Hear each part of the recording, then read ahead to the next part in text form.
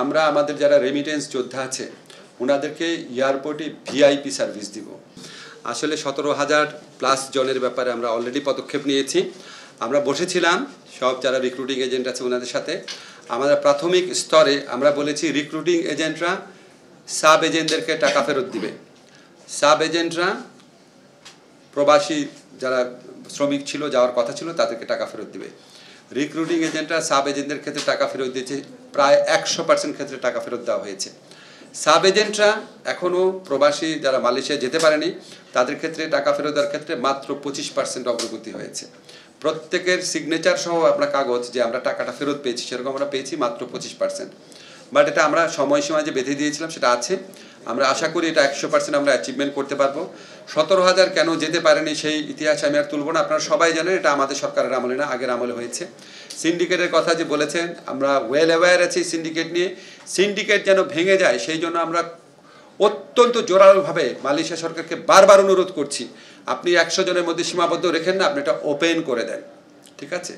আর তারপরও ওইখানে কি দুর্নীতি হয়েছে না কি হয়েছে সেই ব্যাপারে আমরা অবশ্যই তদন্ত করব। এটা আমরা যে কোনো দুর্নীতির ব্যাপারেই তদন্ত করব, এটা আমরা নেক্সট ফেজে করব। আপনাদেরকে একটা তথ্য একটু জানাতে চাই। এখানে আমাদের প্রশ্নকর্তা বললেন যে প্রবাসী কল্যাণ যারা ফেরত আসছেন ওনার এয়ারপোর্টে বেটার ব্যবহার পাচ্ছেন।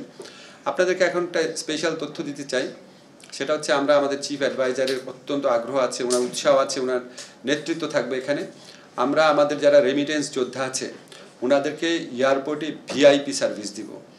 একজন ভিআইপি যখন এয়ারপোর্টে যাওয়ার পর ওনার দেখেন না ওনার লাগেজ নিয়ে একজন সাথে সাথে থাকেন, ওনাকে চেক ইন করার সময় পাশে একজন থাকেন, ইমিগ্রেশন করার সময় পাশে একজন থাকেন। প্রত্যেকটা স্তরে, প্রথম স্তরে আমরা মধ্যপ্রাচ্য টার্গেট করেছি, ইউরোপটা পরে করব।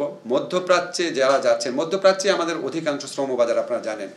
প্রথম স্তরে মধ্যপ্রাচ্যে যে সমস্ত শ্রমিক যে সমস্ত কর্মীরা যাচ্ছেন ওনারা যখন ফেরত আসবেন একজন ভিআইপি যেরকম ট্রিটমেন্ট পান, লাউঞ্জ ব্যবহার আমরা চিন্তা করছি পরে, এটা অনেক পরের কাজ। এখনকার স্তরে আমরা আগামী 2 সপ্তাহ থেকে 1 মাসের মধ্যে যেটা করব, লাউঞ্জ ব্যবহার ছাড়া বা সেপারেট যে আপনার ইমিগ্রেশনের একটা কাউন্টার ব্যবহার করা ছাড়া, ওটা আমাদের অনেক কর্তৃপক্ষের সাথে কথা বলতে হবে।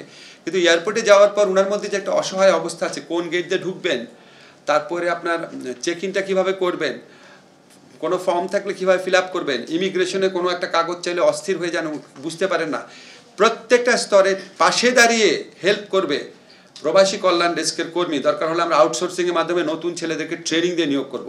সেটা আমরা 2 সপ্তাহ থেকে 1 মাসের মধ্যে বাস্তবায়ন করব।